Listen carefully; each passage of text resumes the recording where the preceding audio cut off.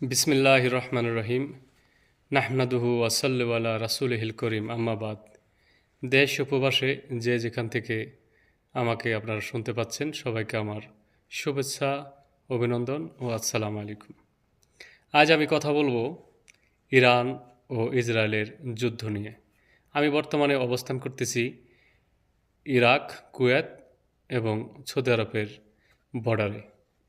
এখান থেকে মিসাইলের শব্দ এবং ইসরায়েলের ফাইটার বিমানের গর্জন শোনা যাচ্ছে। তারপরেও মনে কোনো ভয় নেই, কারণ মৃত্যু তো অনিবার্য, একদিন মরতেই হবে।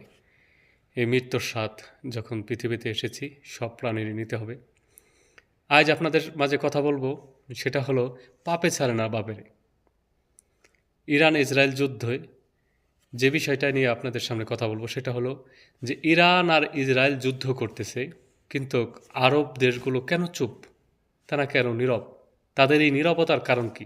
সেই নীরবতার কারণেই আপনাদের মাঝে আজ আমি তুলে ধরব। আপনারা জানেন, দীর্ঘ অনেক বছর যাবৎ ইসরায়েল আরবদের উপরে এবং বিশেষ করে আমাদের এই পবিত্র ভূমি আল আকসা মসজিদ এবং ফিলিস্তিনে আগ্রাসন চালাচ্ছে। এই ১.৫ বৎসরে ৫০,০০০-এর উপরে ফিলিস্তিনিদেরকে মেরে ফেলা হয়েছে। ত্রাণ প্রবেশ করতে দিচ্ছে না এবং তাদের যে আহাজারি এমন পৃথিবীর সব মানুষের হৃদয়ে নাড়া দিয়েছে। আমরা ব্যথিত, ক্লান্ত এবং এর অবসান চাই। তাই কেন আরবরা নীরব, সে বিষয়ে কথা বলবো।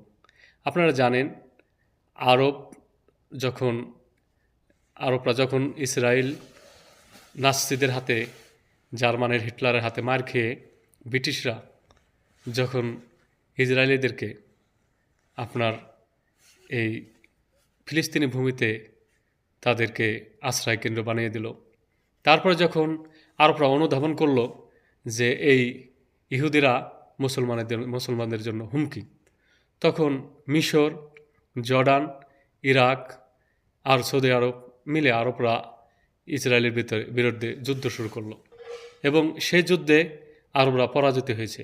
সেই পরাজিত হওয়ারও একটা কারণ আছে, সে কারণটা আজ আপনাদের মাঝে তুলে ধরব।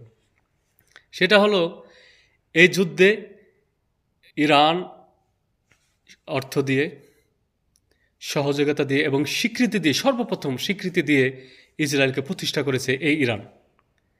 দেখেন এই আরবদের নীরবতার কারণ। যদি ইরান তখন আরবদেরকে সহযোগিতা করত, তাহলে ইসরায়েল নামক এই রাষ্ট্রটা আজ জন্মই নিত না। যে কারণে আরবরা এই জিনিসটা ভুলে নেই। সৌদি আরবের